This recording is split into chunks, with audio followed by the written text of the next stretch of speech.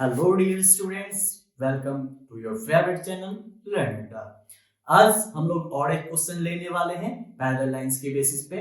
तो अभी तक जितने भी क्वेश्चंस मैं करा चुका हूं उस पे आप थोड़ा जरूर पढ़ेंगे और उसको एक बार रिवाइज जरूर कर लेंगे ताकि पैरेलल लाइंस की जितनी भी अभी तक मैंने क्वेश्चंस करवाए हैं उसमें कोई दिक्कत ना आए।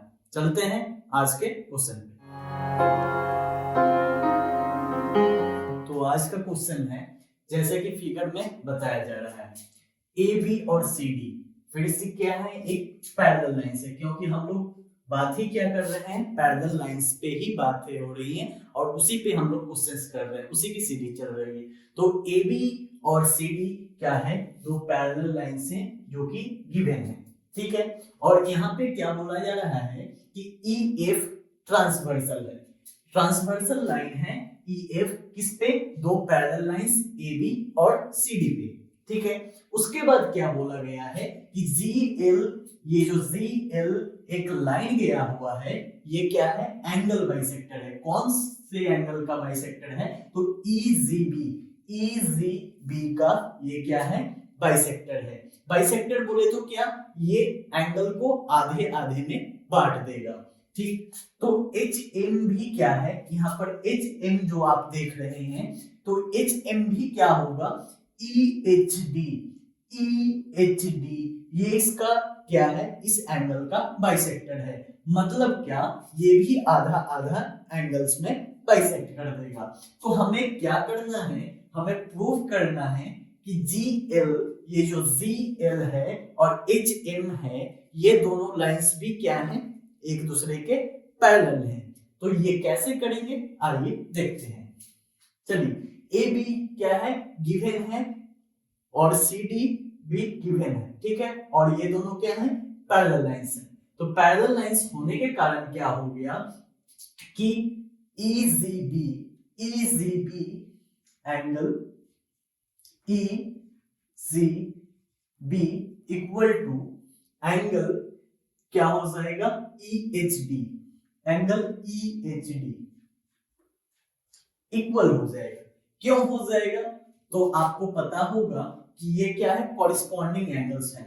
कॉरेस्पॉन्डिंग एंगल्स क्यों हैं, क्योंकि ए बी और सी डी दोनों ही पैरेलल लाइंस हैं और कॉरेस्पॉन्डिंग एंगल्स होने के कारण ये क्या हो गए, इक्वल हो गए, ठीक है। तो by the property of corresponding angles ये दोनों एंगल्स क्या हो गए, इक्वल हो गए, कॉरेस्पॉन्डिंग एंगल्स, राइट। अब हम लोग को क्या करना है कि ये जो जीएल है ये बाइसेक्ट कर रहा है और ये जो एचएम है ये भी बाइसेक्ट कर रहा है। तो यहां पर क्या करेंगे, हाफ ऑफ ईजीबी करने पे और हाफ ऑफ ईएचडी करने पे कोई दिक्कत तो नहीं होगी। क्यों, क्योंकि ये दोनों इक्वल थे। मान लो कि एक रोटी है सेम साइज की, दो रोटी आप ले लिए सेम साइज की, और मान लो कि एक का टुकड़ा किए हाफ और दूसरे का भी टुकड़ा किए हाफ, तो दोनों जो हाफ हाफ पार्ट भी होंगे वो भी क्या होंगे, इक्वल ही होंगे, ठीक है। उसी तरह मान लो कि ईजीबी और ईएचडी दो एंगल्स हैं और वो भी इक्वल एंगल्स हैं, तो उनके हाफ भी इक्वल होंगे, ठीक है। तो हाफ ऑफ ईजीबी और हाफ ऑफ ईएचडी भी इक्वल हो जाएंगे। और हाफ ऑफ ईजीबी को हम लोग क्या लिख सकते हैं, ईजीएल एंगल लिख सकते हैं।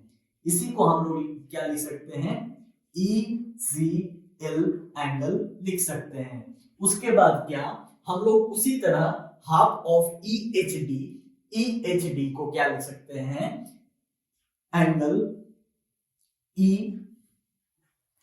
एच एम भी लिखा जा सकता है। इसे हम लोग क्या लिख सकते हैं, ई एच एम भी लिख सकते हैं। तो ये दोनों आप देखोगे कि यहाँ पर ई जी एल और ई एच एम दोनों ही एंगल आप देखोगे तो ये कैसे एंगल्स बन रहे हैं, दोनों कॉरेस्पॉन्डिंग एंगल्स बन रहे हैं। बट हम लोग क्या लिख सकते हैं, but angle E G L and angle EHM are corresponding angles, इसे आप इक्वेशन नंबर फर्स्ट मान लो। तो ECL एंड EHM क्या है, कॉरेस्पॉन्डिंग एंगल है एंड ऑल्सो इक्वल भी है। ठीक है, तो हम लोग क्या देख रहे हैं, एंगल ECL और EHM दो कॉरेस्पॉन्डिंग एंगल्स भी हैं और ये क्या है, ऑल्सो इक्वल भी है। दैट्स वाई हम लोग क्या कह सकते हैं, by the converse of the corresponding angles theory, क्या हम लोग बोल सकते हैं कि जो CL लाइन और HM लाइन क्या हो जाएंगे, पैरेलल हो जाएंगे।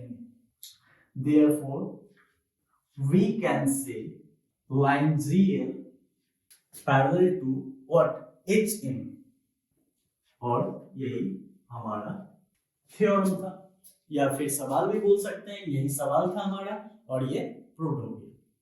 तो ये यदि आपको पसंद आ रहा होगा ये सीरीज, तो आप अपने दोस्तों में भी शेयर करें और इस चैनल को यदि सब्सक्राइब नहीं किए हो तो जरूर सब्सक्राइब करें। Thank you.